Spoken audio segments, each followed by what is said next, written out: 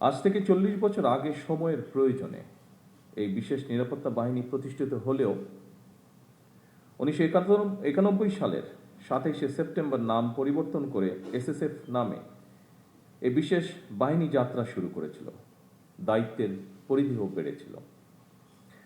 প্রতিষ্ঠাকাল থেকে আজ পর্যন্ত এই বিশেষ নিরাপত্তা বাহিনীর সঙ্গে যারা যুক্ত ছিলেন কিংবা বর্তমানে যারা দায়িত্ব পালন করে চলেছেন, আমি আপনাদের সবাইকে প্রতিষ্ঠা বার্ষিকীর শুভেচ্ছা জানাই।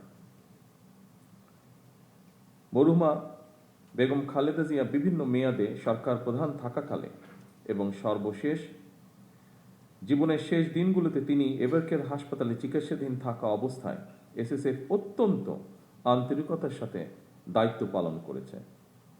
বেগম খালেদা জিয়ার মৃত্যুর পর শুধু বাংলাদেশ নয়, বিশ্বের ইতিহাসে অন্যতম বৃহত্তম নামাজে জানাজা আয়োজনের ক্ষেত্রেও প্রধান সমন্বয়ক হিসেবে এসএসএফ অত্যন্ত গুরুত্বপূর্ণ ভূমিকা পালন করেছে। আমি এসএসএফকে আমার এবং আমার পরিবারের পক্ষ থেকে তার জন্য আবারও আন্তরিকভাবে ধন্যবাদ জানাই। উপস্থিত সুধীবৃন্দ, সরকার প্রধান হিসাবে বর্তমানে প্রতিদিন প্রতি সময় আমি এসএসএফ এর কার্যক্রম সরাসরি প্রত্যক্ষ করছি। তবে এসএসএফ এর কার্যক্রমের সঙ্গে আমার পরিচয় নতুন নয়। মরহুমা প্রধানমন্ত্রী বেগম খালেদা জিয়া যখন সরকার প্রধান হিসাবে দায়িত্ব পালন করেছেন তখন থেকেই, অর্থাৎ আমার তরুণ বেলা থেকেই আমি এসএসএফ এর কার্যক্রমের সঙ্গে পরিচিত। এসএসএফ যখন প্রতিষ্ঠিত হয়েছিল সেই সময়ের সঙ্গে বর্তমান সময়ের অনেক পার্থক্য। বর্তমানে আর্থসামাজিক রাজনৈতিক অবস্থা ব্যবস্থা, ভূ রাজনৈতিক পরিস্থিতি এবং তথ্য প্রযুক্তির অবাধ বিকাশের ফলে বহুমাত্রিক নিরাপত্তা চ্যালেঞ্জ তৈরি হয়েছে। এইসব চ্যালেঞ্জ মোকাবেলায় আধুনিক ও যুগ উপযোগী প্রশিক্ষণের মাধ্যমে নিজেদেরকে সার্বক্ষণিক প্রস্তুত রাখা অত্যন্ত জরুরি। একটি বিশেষায়িত বাহিনী হিসাবে সাহস, দক্ষতা, কৌশল এবং সর্বাধুনিক প্রযুক্তিতে এসএসএফ এর পিছিয়ে থাকার কোনো সুযোগ নেই।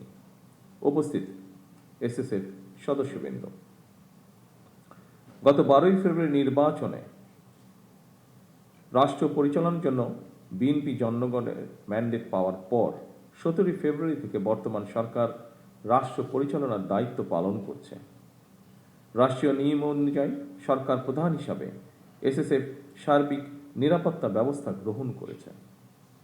আপনারা জানেন, জনগণের দুর্ভোগ লাঘব করে সড়কে যানবাহনের চলাচল স্বাভাবিক রাখতে আমি আমার গাড়িবহরের আকার সীমিত করেছি, যা ডিজি এসএসএফ ওনার বক্তব্যেও উল্লেখ করেছেন বিষয়টি। ফলে বিদ্যমান পরিস্থিতিতে সদস্য সংখ্যা বাড়ানোর পরিবর্তে এসএসএফকে হয়তো দক্ষতা এবং নিরাপত্তা কৌশলের উপরে বেশি জোর দিতে হচ্ছে।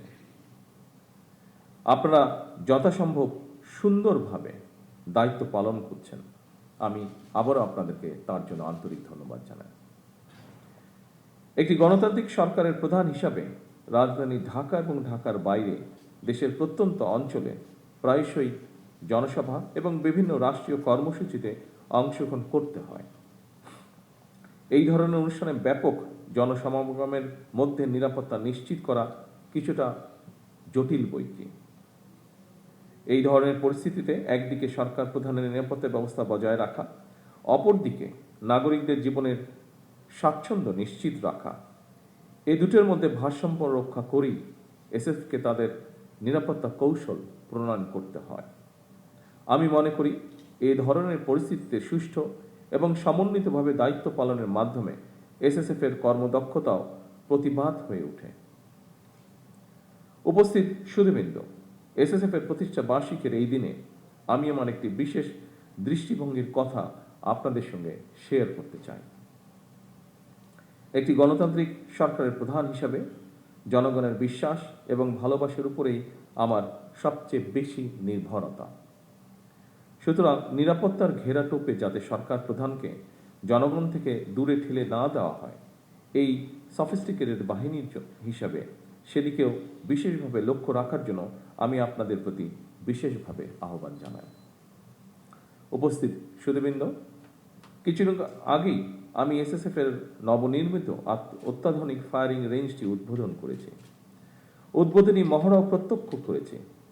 পেশাগত কর্মদক্ষতা বাড়াতে নবনির্মিত এই ফায়ারিং রেঞ্জ নিঃসন্দেহে বিশেষ ভূমিকা রাখবে। আমি আশা করি নিরাপত্তা কৌশল প্রণয়ন এবং নিজেদের পেশাগত দক্ষতা বাড়াতে আপনারা এই ফায়ারিং রেঞ্জের সর্বোত্তম ব্যবহার নিশ্চিত করবেন। 2002 সালের পরে এসএসএফ এর রেড বুক সময়ের চাহিদায় অনুযায়ী পুনরায় সংস্কার করে বর্তমানে আরও আধুনিক এবং সময় উপযোগী করা হয়েছে।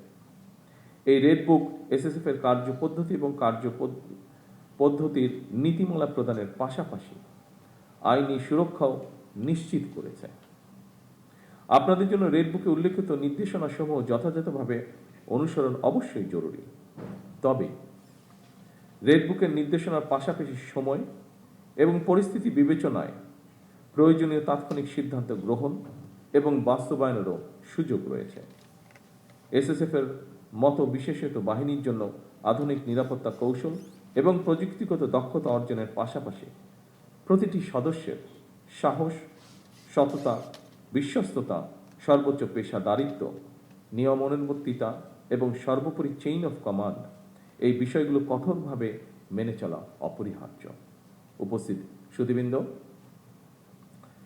রাষ্ট্রপ্রধান, সরকার প্রধান এবং দেশে বিদেশে রাষ্ট্র ঘোষিত বিশেষ গুরুত্বপূর্ণ ব্যক্তিদের নিরাপত্তা নিশ্চিত করার সঙ্গে দেশের জাতীয় নিরাপত্তার বিষয়টিও জড়িত। সুতরাং নিরাপত্তা ব্যবস্থা সুদৃঢ় করতে দেশের অন্য সকল নিরাপত্তা আইন শৃঙ্খলা বাহিনী, গোয়েন্দা সংস্থা এবং বিভিন্ন মন্ত্রণালয় সমন্বয়ের মাধ্যমে এসএসএফকে নিরাপত্তা কৌশল নিশ্চিত করতে হয়। আমি মনে করি সমন্বয় যত বেশি দক্ষতার সঙ্গে করা যায়, নিরাপত্তা ব্যবস্থাও তত বেশি সুচারুরূপে সম্পন্ন করা সম্ভব হয়।